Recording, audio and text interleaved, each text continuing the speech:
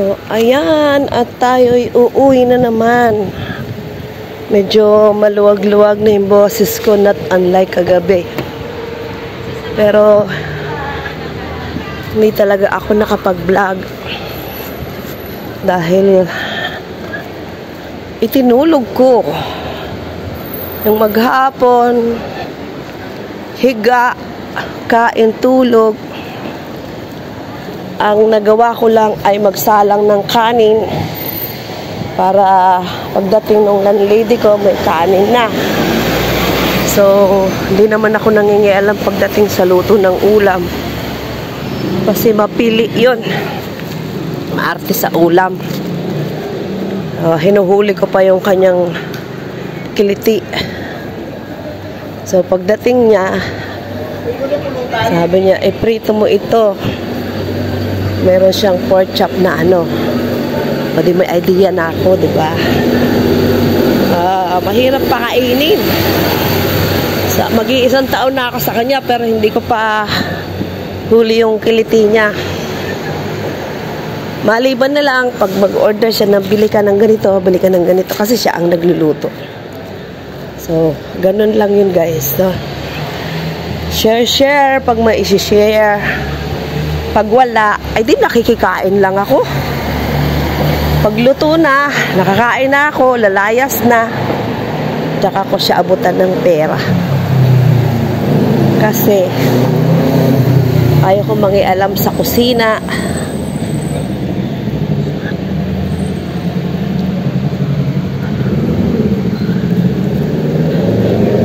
At paborte naman sa kanya kapag nag-aabot ako ng pera. Kasi para daw siya may panggastos. Siyempre, meron siyang ibang needs kasi medyo maedad na si ate.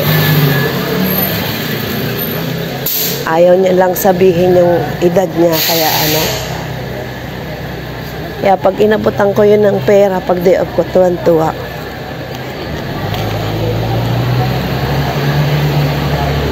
Gaya nung nakaraan, day off ko, nabili niya ako ng hipon, gulay, tapos meron pa akong extra biniling isda. Pasalamat siya kasi sabi niya sobra-sobra na. Sabi ko, hayaan mo na kasi hindi yan sobra, kulang pa yan. Kasi pag kumakain ako dito, ampun mo ko.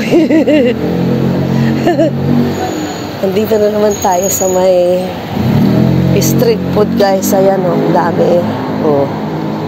Street food. Hindi ko alam kung na-vlog ko na yung yung aking video dito. Ayan o. As long marami ng customer. So, sabi ko nga, doon na ako hindi na ako naligo. Sabi nung isa, ate, mainit ka pa din. Nasa loob yung lagnat. Pero mas malala kagabi kasi halos hindi ako makapag ng boses, voice out. Ngayon medyo maluwag-luwag na. Ayan, nandito ako sa bus stop. Almeida, Rivero, Rua, Camillo. Mag-aantay tayo ng 11 para oopsie. Ayan, ikot natin yung bag. Diretso na. Ayan na. Ayan na guys. Ang ating bus. Ayan.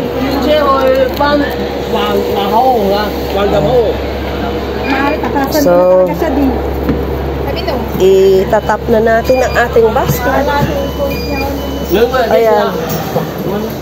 Tapos, siyempre, dito na ako sa taas. Para saan ba? Dito ako sa walang masasalubong na bus. Sa likod ako. Ayan. Kasi pag dito ako sa kabila po pwesto, ay may bus dyan. Ayan. So, dito na lang kami. Lang po kami, 6. Baga, bagong yan, nilakad ko hanggang dyan. So, hindi talaga ako nakapamasyal. As long di naman dyan ako natulog kasi yung gabi na ako lumabas, almost 12 na 11. Kaso yung isa kong kaibigan, si Negrita, ay naabangan ako. Ayun, hindi ako nahuli niya ako. Sabi niya, doon ko matulog sa bahay ko. Ayun, umalis ako doon, 9:30 na. Tinapos ko yung aking premiere. Tapos habang naka-premiere si MD ay bumabiyahe ako. Ay nakarating ako dito sa boarding house namin, 9:10 na yata. Ayan o. Ayan, dyan po ako galing. Dyan lang yung boarding house namin. Medyo na late kasi ng kain dahil si ate may tao pa na pinag-ayos ng doorknob at saka ng ilaw. Nung inutusan niya ako magluto ng pork chop, yun. Luto ko na. Tsaka lang kami kumain. Susunod, alam ko na yung gusto niya. Mahirap mapili talaga siya.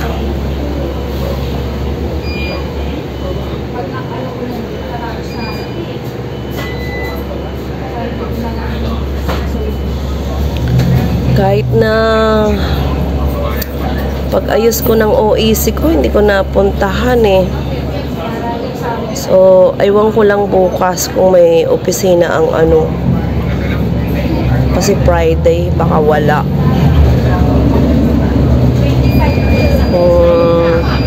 Pag hindi ko naayos, mga Monday na. Hindi pwedeng hindi ko aayusin yun kasi malapit na ang larga. Kahit na sana ay okay na yung aking health. Hindi na tumagal yung aking upo. Kaslo may gamot naman akong iniinom bigay ni amo. Nako, paano pala ako bibili ng nito? Hindi ko alam kung kailan ibibigay ni amo yung sahod ko, kung mamaya bukas. Yung ticket na binayad ko sa ticket ay hindi pa rin niya binibigay. Although nakipagtalo pa ako sa kanya kasi sabi niya mahal yung ticket ko. So sabi ko, better na ikaw na lang ang magpabook sa akin kung namamahalan ka. O early book mo ka ako para mas mura. Sabi ko, better ma'am, early book. If for my vacation, next year, sabi ko, next year, ikaw na mag-book. Sabi ko ganun sa kanya. So, ang gagawin ko naman, aagahan ko naman ng bakasyon. Siguro mga September or August. Kaso ang August, maulan. Ayan. Di ka rin mag-i-enjoy sa Pinas.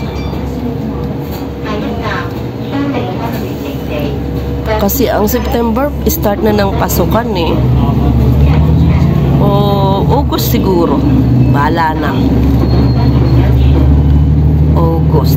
Or kung iuurong kasi lugi ako. Gaya ngayon, tsaka nung nakaraon, lugi. Kasi sa bagay, ganun din eh. At least nakauwi ako sa mga time, sa mga okasyon na gusto ko. Maganda pa rin. Pabor pa rin sa akin kahit na stricto yung amo ko.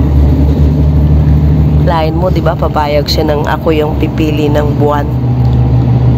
Although, ang dapat ko is August or September kasi ang finish contract ko is month of September. Kaya sa susunod siguro pag April sobrang layo na yun. September, mga October siguro. Sa October na lang sa first 1 year old nung apo ko na baby ngayon. di ba?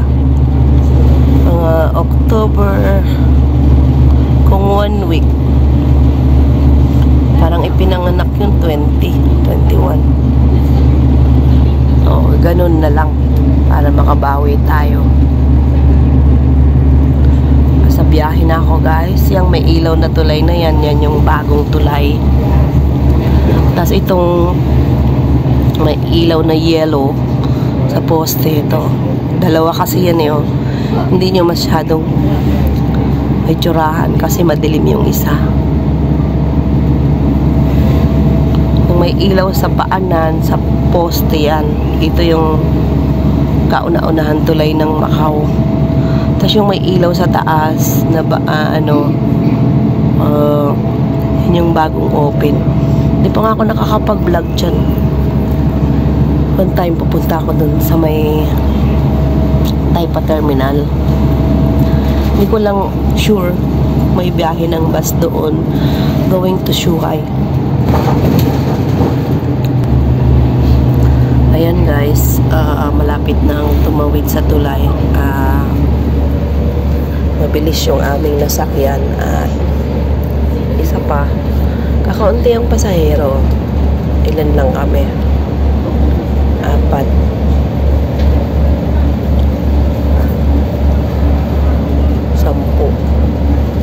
10, 13 lang ang pasahero. Pang-14 yung driver. Ayun o.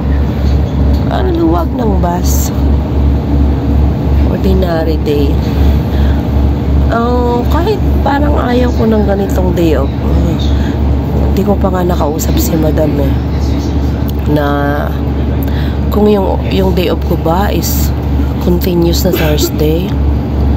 Although ang kontrata ko is Sunday naman ng ano. So, dahil may malakas lang naman ang loob natin makipag-usap sa amo kahit na stricto. So, karapatan natin yun. Pakialam ko kung stricto siya, ay karapatan ko naman yung pinaglalabang ko, diba? Mula September hanggang ngayon.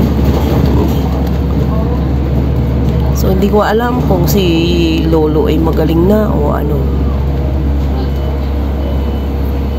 Kasi ano na, September, October, November, 2 months na. 2 months na akong Huwebes lagi ang ano. Yung nakaraan naman, yung holiday, pinalabas niya ako ng Martes, Miyerkules. Dinaya niya ako ng isang araw. Instead na sa bagay, pag linggo lang naman daw ang ano, double day. Pag natapat sa linggo ang holiday, gagawin ng amo 2. Kaso, ordinary day yun. Mooncake. Sana pag uwi ko ay payapa ang panahon, hindi bagyo. Kasi pag bagyo, hindi ako makaka-uwi ng province. Ayan. Hanggang dito na lang guys. Maraming salamat. Travel. Going home. Bye-bye.